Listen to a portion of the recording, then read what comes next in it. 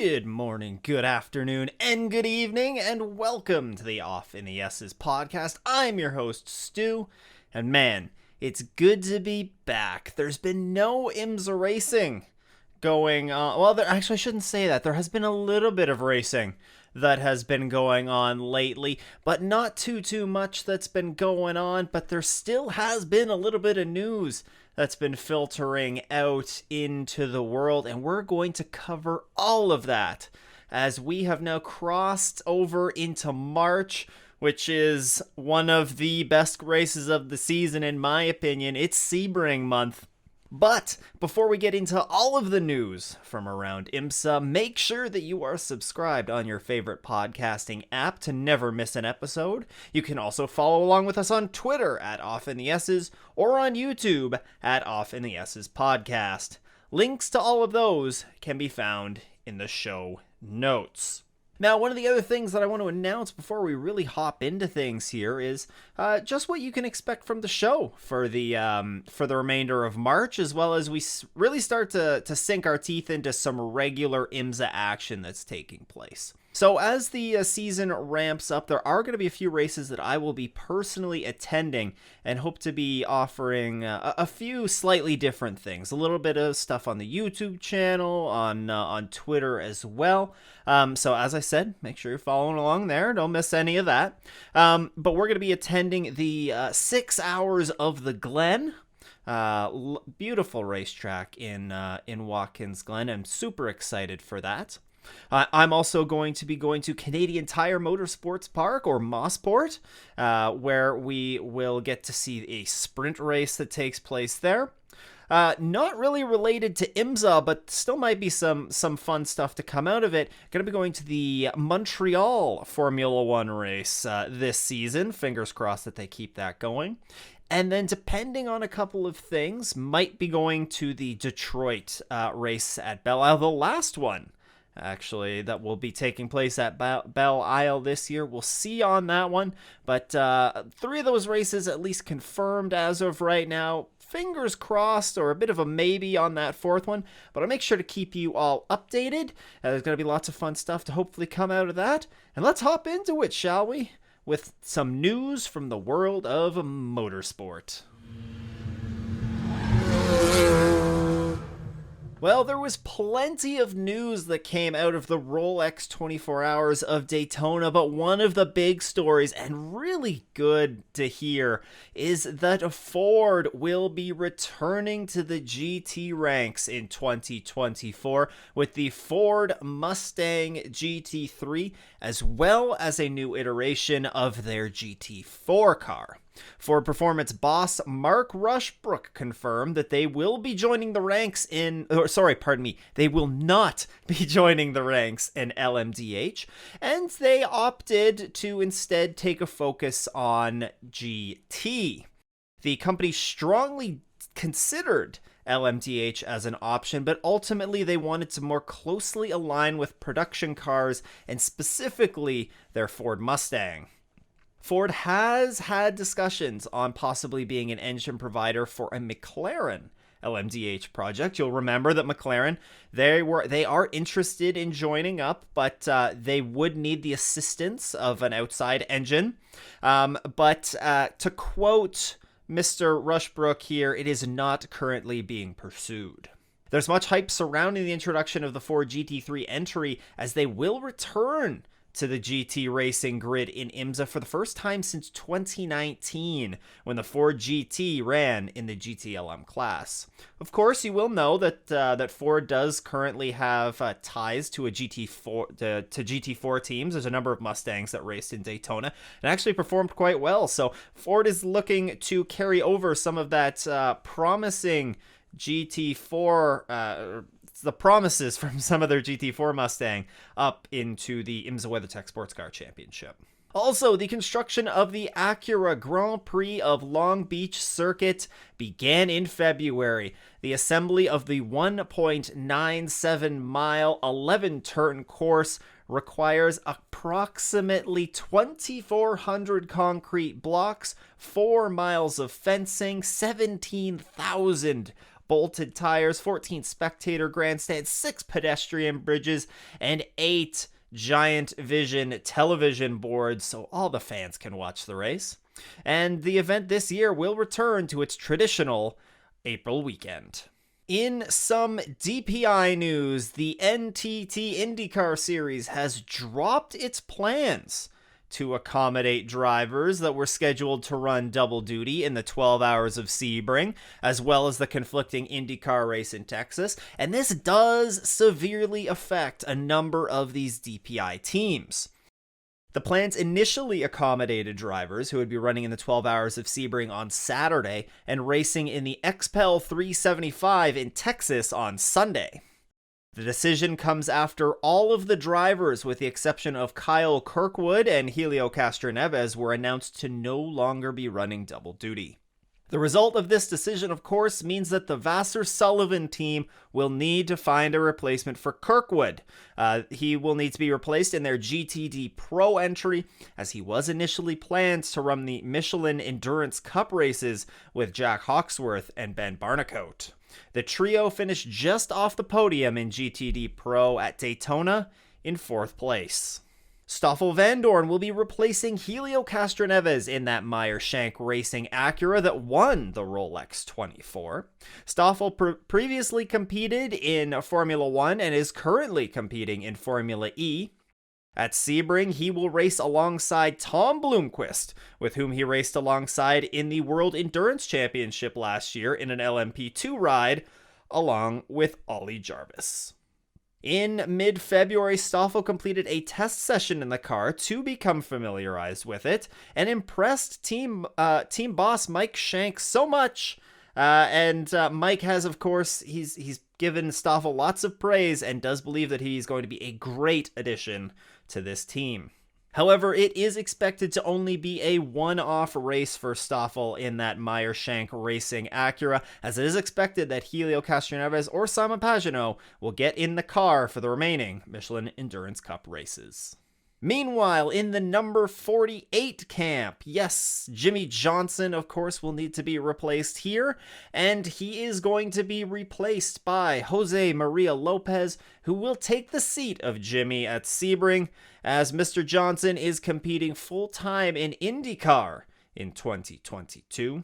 Lopez is, of course, you got to replace a 7-time NASCAR champ. Who else better to replace him with than Mr. Jose Maria Lopez, as a great addition to this team, who will also consist of Kamui Kobayashi and Mike Rockenfeller.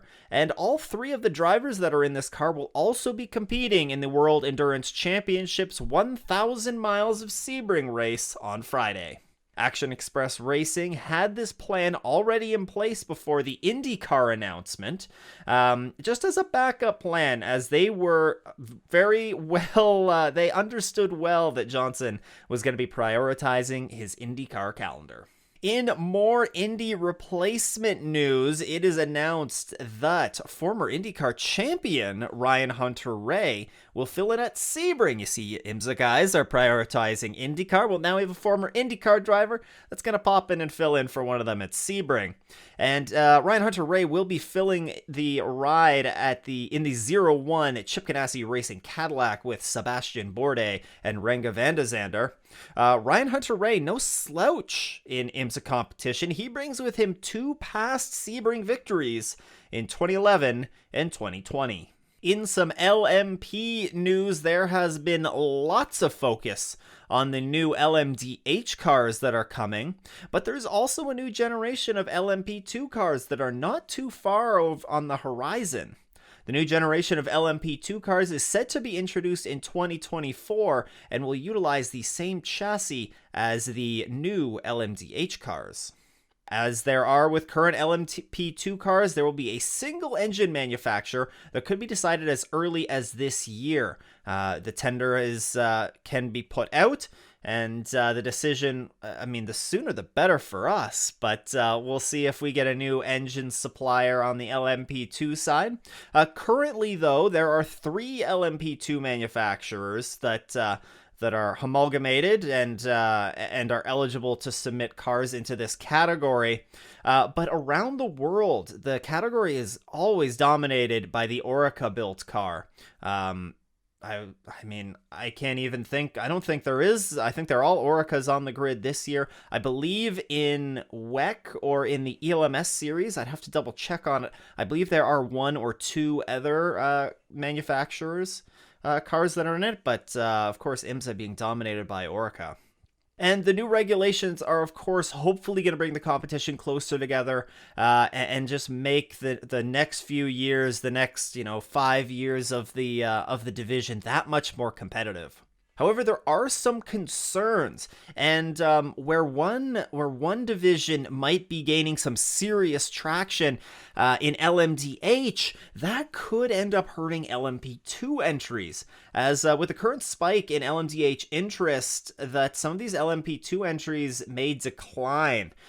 This in turn is calling for some to extend the lifespan of the current LMP2 cars to make them more financially viable into the coming years and to keep the division afloat until some more concrete data can be found. In LMP3, and back to some IMSA related news here, JR3 has signed IMSA prototype champion Dakota Dickerson to make his IMSA WeatherTech Sports Car Championship in the number 30 Airbnb-backed Ligier JSP 320. This will be JR3 Racing's first outing of the season, as they opted to skip the 24 hours of Daytona, as it does not pay out full season LMP3 points. The team, they're still a very new team to IMSA, and they made their debut, you'll remember, back in 2021 at the Motul Petit Le Mans, where they finished on the podium. In some GTD news, Cooper Mcneil, the great double duty man, well, he's going to be doing it again in GTD Pro at Sebring, as he will compete in the number 97 Mercedes and the number 79 Porsche, both of them for WeatherTech Racing.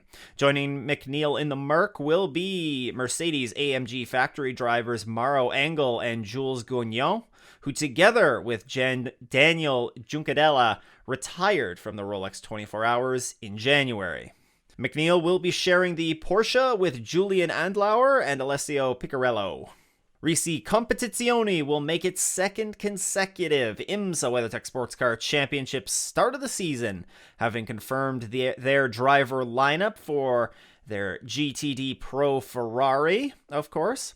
The team finished runner-up in the Rolex 24 at Daytona, as of course, you'll remember that great GTD battle from the last lap. Well, yes, Risi Competizione actually got past, they were able to jump a position from that last lap bus stop shuffle. And the ride will feature factory drivers David Rion and Daniel Serra alongside Eddie Chevier III. Rigon and Serra raced at the Rolex 24 Hours of Daytona with the team, while the other two drivers that raced with them during that race, Alessandro Piriguidi and James Collado, are set to focus exclusively on their FIA World Endurance Championship commitments with AF Corsa, of course, who will have their season debut the day before the 12 Hours of Sebring. Paul Miller Racing took ownership of its BMW M4 GT3 in mid-February as it prepares for its season debut in Sebring. Of course, the switch comes after 6 years of racing and winning championships in their Lamborghini Huracan. Brian Sellers and Madison Snow have been announced as the full season drivers, with a to-be-decided driver for the Michelin Endurance Cup races. Racers Edge Motorsport, who will be partnering with Wayne Taylor Racing to enter an Acura in GTD Pro for the Sebring 12 Hours, is also exploring doing more races after Sebring. The two teams have been discussing more races in the 2022 season as part of a long-term collaboration between the two teams. These teams were initially linked up through a mutual sponsor, Harrison Contracting, and with both teams being HPD partner teams, it was an easy partnership to form up. Of course, confirmed drivers for the 12 Hours of Sebring are Kyle Marcelli, Tom Long, and Ashton Harrison. Audi is set to restructure its North American racing division. Of course, you'll remember back to the 24 Hours of Daytona where no Audis were present, and it's looking unlikely that others will join over the course of the season. Audi HQ's focus is on the e-tron and has caused the company to reassess and restructure the North American customer racing operations. Audi continues to compete in the Imsa Michelin Pilot Challenge, and with the recent rollout of the updated Audi R8 LMS Evo 2 model, it is uncertain if that car will make its debut, its GT3 debut at least, anytime soon. In some support series action, FCP Euro will return to the Imsa Michelin Pilot Challenge at Sebring for a partial season with Mike Skeen and Trevor Andrusko.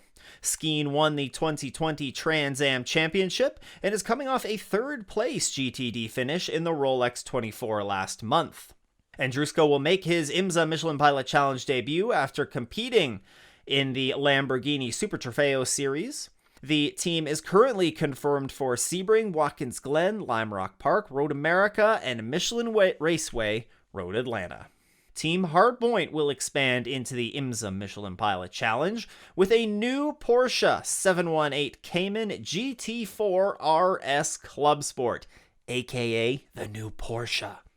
Nick Gallant and Sean McAllister will drive the car beginning at Sebring International Raceway. This will be Team Hardpoint's first races in the Michelin Pilot Challenge since they fielded an Audi R8 LMS GT4 in selected races during the 2020 season. While there hasn't been any Imsa WeatherTech Sports Car Championship racing going on, that doesn't mean that there haven't been other Imsa support series that have been racing in the meantime. And on the weekend of February 25th and 26th, the Mazda Idemitsu MX-5 Cup was in action on the streets and the airfields of St. Petersburg, Florida, of course supporting the IndyCar race that was taking place there. They held two great races over the course of the weekend, and I would highly encourage you go and check out all of the action from those two races in St. Petersburg. They are available over on the IMSA YouTube channel. In race one, it was Jared Thomas that took the win, finishing ahead of Gresham Wagner and Celine Rollin. Meanwhile, in race two, there was a bit of a scary accident right at the beginning with Woody Hyman ending up on his roof in turn one, but thankfully he would walk away and be all right.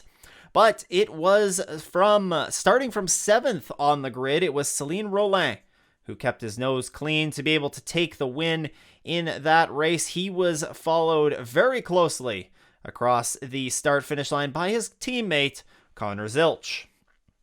In the championship standings for the MX-5 Cup, it is Jared Thomas that leads the way with 1,240 points. He is just 20 points ahead of second place and Celine Rollin. Sam Paley has 1,040 points in third place. And then in a tie for fourth and fifth, it is Gresham Wagner with 990 and Connor Zilch, who is also the top-rated rookie. Andretti Autosport, who have very much been dominating the racing news headlines lately, find themselves in it once again, this time being in talks with Alpine for a possible LMDH effort. The reported deal with Alpine for F1 engines has believed to open up possible opportunities for IMSA plans. In order to be eligible in IMSA, though, the Renault would need to be rebranded to another OEM, as Renaults are, of course, not sold in North America. There is a possibility that this could be done with another OEM, such as Nissan, who have a very good relationship with Renault globally. Andretti was previously interested in partnering with Audi for a team in IMSA, but Audi ruled that out and instead opted to focus all of their attention on the World Endurance Championship. The Peugeot 98X will make its debut after the 24 Hours of Le Mans. They had previously been hopeful to be ready in time for the Le Mans 24 Hours, as well as do the 6 hours of Spa beforehand, but they have announced that they will not be ready to compete in Spa, and thus forecast that they will miss Le Mans. Peugeot World Endurance Championship Technical Director stated that, quite simply, this will afford us the time that we need to achieve the necessary level of reliability. For obvious reasons, and with regard to balance of performance adjustments, it would not have been possible to enter the Le Mans 24 Hours without first contesting the preceding WEC race, the 6 Hours of Spa on May 7th. This way, our planning will enable us to put the full weight of our teams and resources behind our own test sessions without the disruption of racing at Spa and Le Mans. On the flip side, Porsche has begun its testing program after it was delayed to start in 2022. In the car's first session, it completed more than 2,000 kilometers at Barcelona in mid-February in what was the car's first major test. Felipe Nasr and Dane Cameron were among the drivers to get behind the wheel of the car, and the session leads to an approximate 6-month head start on some manufacturers such as Acura, BMW, and Cadillac, who aren't expected to begin testing on track until the summer. Porsche anticipates that it is on track to fully homologate the car in the fall. Ligier, the French-based constructor of LMP2, LMP3s, and junior open-wheel cars, has been recruited by an auto manufacturer to build a GTP/LMDH car. They were the only remaining approved manufacturer that has yet to announce a deal with an OEM. Bentley, Lamborghini, and McLaren have been known to be looking into 2024 LMDH entries and would serve as the best candidates for Ligier. Bentley, who was looking at a privately funded deal, saw that fall through, while McLaren has also been looking to join the grid, but is seeking out an engine partner. Cadillac released teasers of its LMDH car, which will debut in Imsa and WEC in 2023. The Dallara-built chassis is expected to begin on-track testing this summer. Also, in related news, I will link a nice article from Sportscar 365 in the show notes. That's just going over the naming of IMSA's GTP category, which will replace the DPI category come next year, 2023. In other news, Corvette Racing has confirmed that it will run an iconic yellow livery. Of course, you got to associate the yellow livery with the Corvette here. And it's going to be running that yellow livery on its number 64 Corvette in its first full season of the World Endurance Championship. The number 64 Corvette entry is one of 5 full season entries in GTE Pro this season, alongside the pair of factory Porsche 911 RSRs and the AF Corsa entered Ferrari 488 GTE Evos. Speaking of Ferrari, they continue to make progress on their new GT3 car, which is set to be introduced in 2023. Ferrari's sports car racing director Antonello Coletta said the car should be hitting the track for testing in late March or early April, with the car being presented in June or July. The car is based off of the 296 GTB road car and will replace the 488 GT3 that has been on the grid since 2016. Lexus continues to hint at a new GT3 car for 2024 after the new Toyota GR GT3 was unveiled last month at the Tokyo Auto Salon. Toyota has been seeing success in the Imsa Michelin Pilot Challenge, with their 5 Toyota Supra GT4s being on the grid in that Grand Sport category. And the company will hope to carry over this success and strong representation on the grid to its luxury brand in the form of a new GT3 car. The current Lexus RCF is homologated through 2026, but Lexus fully admits that this is a bit of a Frankenstein car and fully intends to be racing a new car by that point. And Toyota Racing's David Wilson also confirmed that this next generation car is already under development. Lexus also expressed its interest to race in the 24 Hours of Le Mans with the new car. And in a little bit of news outside of Imsa, but these things always seem to have some repercussions that might come back their way, and it's been dominating some of the racing news here in recent months, especially here on the North American front, and that's Mario Andretti. He, of course, posted a tweet in the middle of February that indicates Michael Andretti's interest in adding an F1 team to their stable. Currently, Andretti operates teams in IndyCar, Imsa, Formula E, and Extreme E, but is quite eager to add a Formula 1 team to the table, and these guys seem serious. Of course, as you will recall, they have been previously linked to purchasing Alfa Romeo when it was made available, as well as numerous discussions with Gene Haas for the Haas Racing team. Of course, we'll have to keep our eye on the news for that, but that could really impact Andretti's team. And of course, they've raced in IMSA, they've raced in WEC.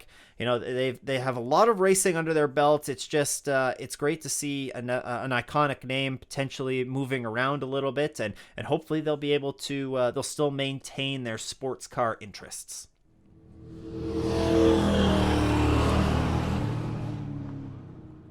Well, Sebring isn't for another couple of weeks, but to tide you over until then, I will post a couple of links in the show notes here.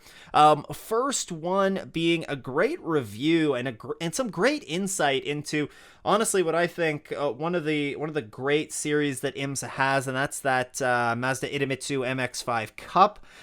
Bruno Carniero has been documenting his journey along there. You may know Bruno. He's a rookie on the MX-5 Cup grid this year, but he's a name that lots of people know from Twitch and from iRacing. He has a pretty good presence there, and he's starting to put out some YouTube videos documenting his season. So he was, of course, one of the top finishing rookies in Daytona, and just some great content that he put out from that. So take a look at that on YouTube. I'll post the link in the notes below, and I'm also going to put a link that Michelin's recap of the Rolex 24 Hours of Daytona. Of course, maybe you don't have time to sit down and rewatch the entire 24 hours, but there's some pretty good recaps out there, and I will post that Michelin recap in the show notes as well. Now, of course, there is going to be some real racing on some of the series. They're getting really close to starting up or have already started up, and this Thursday through Sunday we will see the World Endurance Championship taking to Sebring for their pre-season testing. I believe they call it the prologue, if I'm not mistaken. And they will do this ahead of their first round of the season, which takes place in Sebring later this month, of course. The 1,000 miles of Sebring takes place one day before the 12 hours of Sebring in that Super Sebring weekend. And then, of course, there is NASCAR. And on Saturday, it will be the Xfinity Series, the LS Tractor 200, followed up on Sunday by the Cup Series in the Rough Mortgage 500. Both of these races are taking place in Phoenix, Arizona. Well, I hope you enjoyed this little Tide Me Over podcast until we hop into everything that you need to know about Sebring. That will be coming your way here in about, like 2 weeks time, I think, before we're really sinking our teeth into Sebring. So make sure that you are subscribed on your favorite podcasting app. You don't want to miss any of that action and any of that coverage. While you're at it, also come along and follow with us on Twitter at Off in the S's. And on YouTube at the Off in the S's podcast. We're post Sebring. I want to start using that YouTube channel a little bit more. So we're going to start getting into some content over there, and hopefully you'll follow along for the ride over there as well. Of course, if you do want to support the show, then you can also go to patreon.com/offintheesses, and anything that we get from that is, of course, much appreciated and will help us get to some of the races that we talked about going to in person later this season. But that is going to wrap up today's episode of a little bit of between race news here between Daytona and Sebring. I hope you enjoyed the episode. And as I said, we will be back in a couple of weeks when we're gearing up for the 12 hours of Sebring. So once again, thank you for tuning in. I hope everybody has a great race weekend and doesn't go off in the S's.